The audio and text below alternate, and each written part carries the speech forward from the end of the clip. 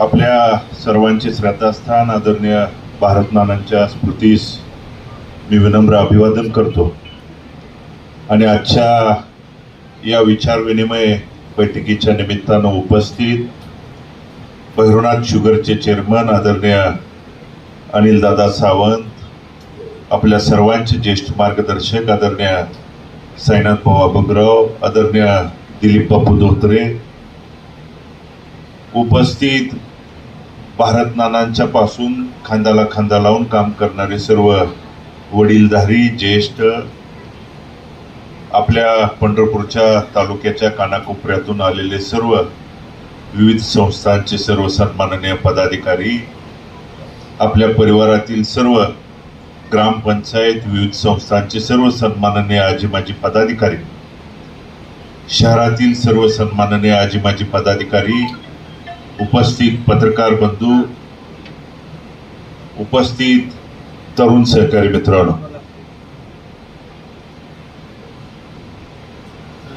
या विचार विनिमय बैठकीच्या निमित्तानं सध्या पत्रकार बांधवांच्या माध्यमातून, प्रिंट मीडियाच्या माध्यमातून आपल्यापर्यंत ज्या काही बातम्या चर्चा त्या ठिकाणी आल्या आणि त्या निमित्तानं सध्या चालू असलेल्या परिस्थितीवरती आपल्याशी चर्चा करण्यासाठी, विचार विनिमय करण्यासाठी ही त्या ठिकाणी महत्वाची बैठक आज आपल्याला आयोजित त्या दरम्यान केलेली आहे. विधानसभेची निवडणूक झाल्यानंतर आपल्याला पराभवाला त्या ठिकाणी सामोरं जावं लागलं. त्यानंतर अनेकांनी संपलंय, आता यांचं काय राहिलंय अशा पद्धतीच्या वल्गना त्या ठिकाणी केल्या. त्यानंतर आपण सर्वांनी नगरपालिकेच्या निवडणुकीच्या निमित्तानं त्या ठिकाणी जिद्द, चिकाटी, प्रामाणिक, निष्ठा ही दाखवून देऊन त्या निवडणुकीच्या निमित्तानं सगळ्यांनी, यात बहुतांश करून ग्रामीण भागातले आपण प्रमुख पदाधिकारी असताना देखील नगरपालिकेच्या निवडणुकीच्या प्रभागामध्ये, वार्डामध्ये, त्या ठिकाणी भागात, घराघरामध्ये, प्रभागामध्ये जाऊन आपल्याला पडेल ती दिल ती जबाबदारी पार पाडून त्या दरम्यान आपल्यावरती पडेल ती जबाबदारी पार पाडून त्या निवडणुकीमध्ये आताच दादांनी भाऊनी सांगितलेल्या पद्धतीनं त्या निवडणुकीमध्ये जवळजवळ नगराध्यक्ष पदाचे उमेदवार असतील आणि आपल्या तीर्थक्षेत्र विकास आघाडीच्या 11 नगरसेवकांचे नगराध्यक्ष पदाच्या उमेदवार महाराष्ट्रातल्या 3 नंबरच्या मताधिक्यानं जवळजवळ 11,000च्या मताधिक्यानं विजयी करण्याची भूमिका इथल्या मायबाप जनतेनं आणि आपल्या सर्वांच्या परिश्रमानं, अथक प्रयत्नानं त्या ठिकाणी घडवण्याची भूमिका आपण त्या ठिकाणी पार पाडली आणि जनतेचा आशीर्वाद, आपला पाठिंबा, पाठबळ असल्यानंतर कुणाच्या वल्गना, कुणाच्या भूलथापेला त्या ठिकाणी कुणी त्या ठिकाणी संपत नाही हे दाखवून देण्याची भूमिका आपण त्या ठिकाणी दाखवून दिली. दादांनी सांगितलेली भूमिका खरी आहे, वस्तुस्थिती आहे. राजकारणात त्या भूमिका राजकीय घडामोडीमुळे होतात, चुकतात, पण त्या पुढे गेल्यानंतर त्या दुरुस्त करावं लागतात. कारण आज जर इथं बघितलं तर मी, अनिलदादा आणि दिलीप बापू, आमच्या तिघाची मताची जर बेरीज बघितली तर 1,30,000 आहे आणि विजयी उमेदवाराची मताची बेरीज आहे 1,24,000. त्यामुळं आपल्या लोकांनी, मतदान करणाऱ्या लोकांनी भरभरून दिलंय. पण मतभेदामुळं, मनभेदामुळं ज्या काही घडामोडी झाल्या, चुका झाल्या, त्या दुरुस्त करून जोपर्यंत आपण पुढे जाणार नाही, बदल करणार नाही, तोपर्यंत आपण त्या ठिकाणी दुरुस्ती करणार नाही. आणि या दुरुस्ती केल्यानंतर निकालामध्ये आणि आपल्या लोकांना न्याय देता येईल या भूमिकेतून आपण नगरपालिकेला त्या गोष्टी दाखवून दिल्या, जिल्हा परिषद पंचायत समितीला त्या गोष्टी त्या ठिकाणी दाखवून दिल्या. त्या निकालामधून त्या ठिकाणी आपल्याला बदल बघायला मिळाला. म्हणून भविष्य काळातल्या आपल्या लोकांच्यासाठी आता अगोदरच्या मनोगतामध्ये त्या ठिकाणी अनेक जणांनी बोलताना सांगितलं की पत्रकार बांधवांच्या माध्यमातून फोटो आल्यानंतर त्या ठिकाणी बघायला मिळतं की वेगवेगळी भूमिका. आज 21 डिसेंबरला बंधूंनो नगरपालिकेचा निकाल लागलाय. आज तारीख आहे 7 एप्रिल. या 4 महिन्याच्या कालावधीमध्ये नगरपालिकेचा निकाल लागल्यानंतर आपल्याला लोकांनी निवडून दिल्यानंतर एखादं पत्र विकास कामाच्या निधीच्या बाबतीत कुठल्याही संबंधित मंत्र्यांच्याकडे घेऊन गेल्यानंतर पत्र दिल्यानंतर लगेच तासाभरात बातमी येते प्रवेश. ह्या मग कुठल्याही पक्षाकडे जावा, एखाद्याला भेटायला गेलं पत्र दिलं प्रवेश, समजा ह्याला काय मागायला गेलं प्रवेश. मग एखाद्या विकास कामाच्या बाबतीत निधीच्या बाबतीत जर आपण पत्रच त्या ठिकाणी द्यायचं नाही का? तुम्ही बघा किती ह्या 4 महिन्याच्या बाबतीत त्या ठिकाणी आल्या. मग नगरपालिकेच्या इलेक्शनच्या अगोदर निवडणूक लढवायच्या अगोदर आपल्या ग्रामीण शहरातल्या सगळ्या वडीलधारी प्रमुख पदाधिकाऱ्यांची भूमिका होती की आपल्याला जर न्याय भूमिका पाहिजे असेल तर आपण सत्ताधारी पक्षाच्या भूमिकेबरोबर गेलं पाहिजे.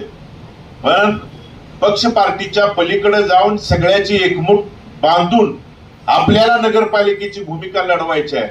कारण आज पक्षाच्या पलीकडे जाऊन मग दिलीप बापू असतील, हे अनेक नेते मंडळी आज आपल्या सोबत आहेत.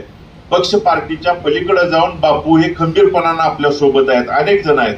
म्हणून ती भूमिका मांडत असताना आपण तीर्थक्षेत्र विकास आघाडीच्या माध्यमातून आपण नगरपालिकेच्या निवडणुकीला त्या दरम्यान सामोरं गेलो. आणि म्हणून आम्ही ज्या वेळी त्या नेते मंडळीला भेटलो आणि फोटो त्या ठिकाणी बाहेर आपल्यापर्यंत आले, त्या नेते मंडळीला भेटायला गेल्यानंतर कधी त्या नेत्यांना भगीरथ बालकेला अमुक अमुक एखादं पद द्या, तमुक तमक द्या, कधीच त्या ठिकाणी बोललो नाही, मागितलं नाही. मागितलं असेल तर माझ्या नगरपालिकेला त्या ठिकाणी निधी द्या, एखाद्या ग्रामीण भागातल्या एखाद्या कार्यकर्त्याचं ग्रामपंचायतचं पत्र असेल. शिंदे सरांनी मगाशी बोलताना सांगितलं, बोलले, योग्य बोलले. तुम्ही एखादा उद्या कुठला निर्णय घेणार आहे, का घेणार आहे, कशासाठी घेणार आहे, हे योग्यच त्यांनी सांगितलं.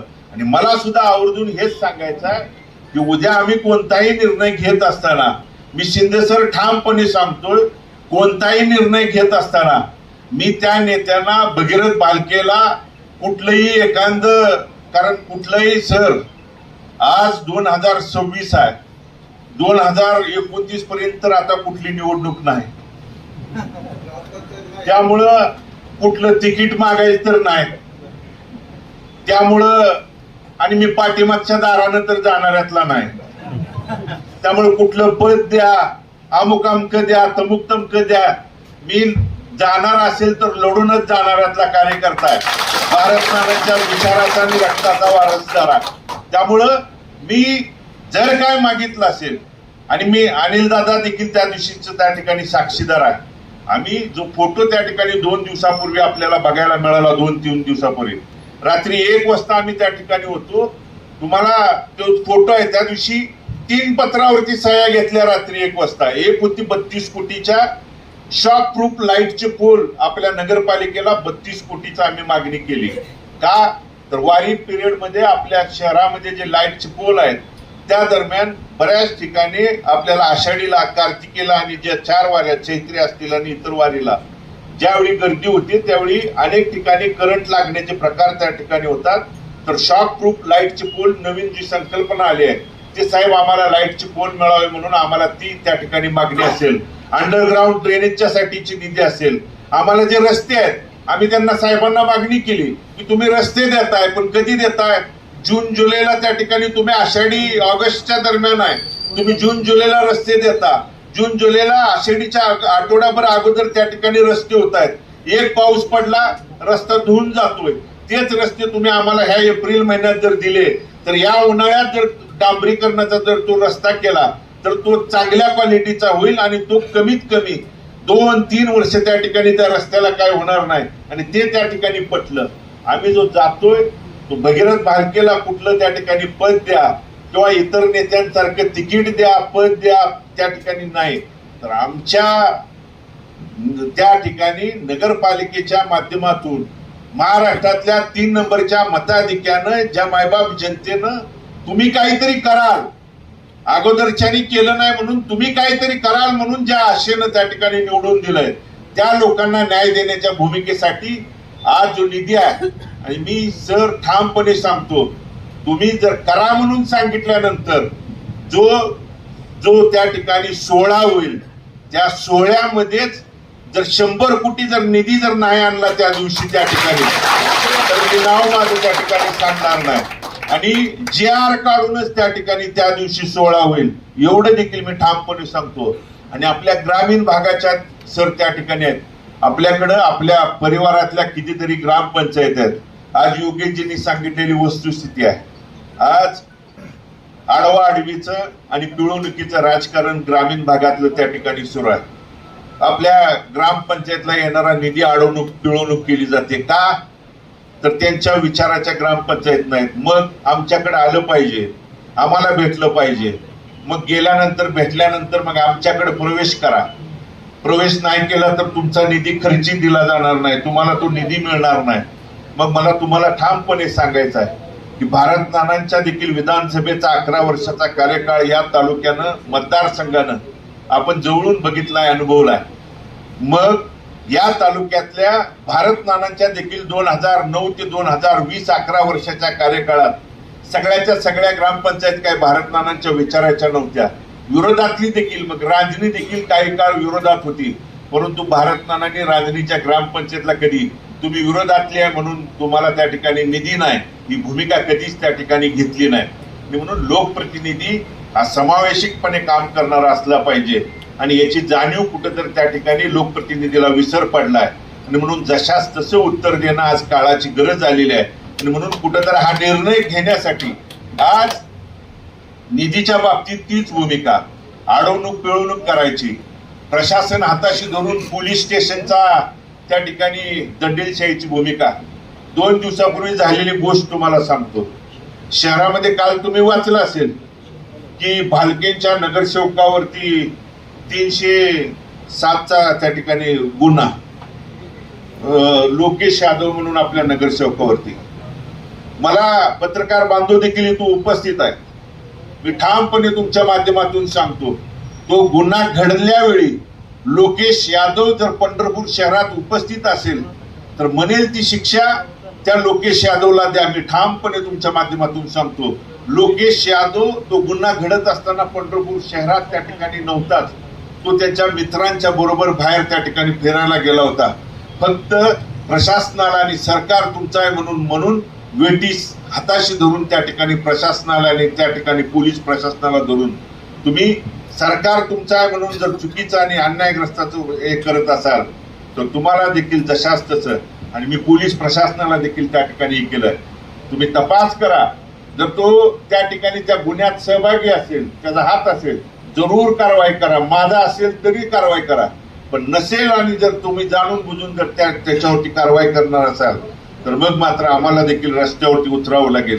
म्हणून ह्या कशासाठी कोणती त्या ठिकाणी ही भूमिका आणि गोष्टी आणि म्हणून आम्ही जी भूमिका घेतोय तो भगीरथ भालकेला कुठल्या पद त्या ठिकाणी कुठली सत्ता किंवा ह्या गोष्टींसाठी नाही तर पुढचा काळ.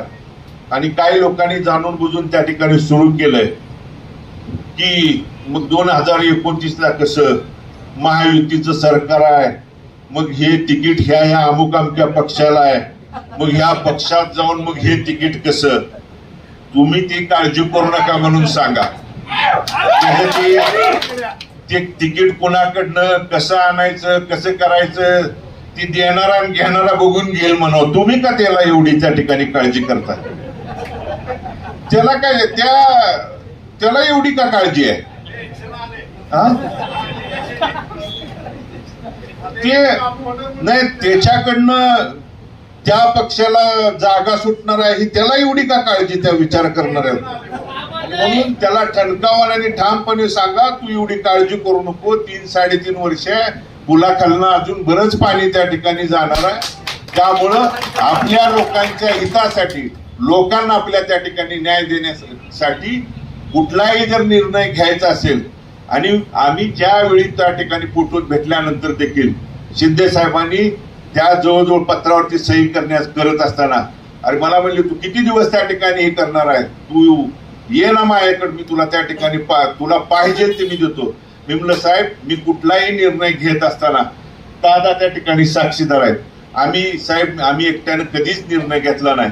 भारत नानांच्या आम्हाला साहेब शिकवू नाही म्हणलं आमचे जोपर्यंत लोक आहेत, वडीलधारे आहेत, त्यांच्याशी आम्ही चर्चा करतो, विचार करतो आणि मगच आम्ही आमचा त्या ठिकाणी साहेब निर्णय कळवतो म्हणून त्या ठिकाणी सांगितलं. आणि म्हणून काल मंगळवेढची त्या ठिकाणी मिटिंग घेतली, आज आपली पंढरपूरची त्या ठिकाणी मिटिंग घेतली. आणि तुमचा होकार असेल, कारण तुम्ही असाल तर आम्ही आहे, तुम्ही नाही म्हणला तर त्या ठिकाणी नाही म्हणून सरळ त्या ठिकाणी कळवतो. आणि म्हणून ती भूमिका घेण्यासाठी आपल्याला आज या ठिकाणी बोलवलेलं आहे. म्हणून ती भूमिका आपण त्या दरम्यान कळवावी आणि यासाठी आपण आपल्याला त्या ठिकाणी बोलवलेलं आहे. आणि म्हणून सर, हो नाही काय असेल ती कळवा, आताच काय आहे ते.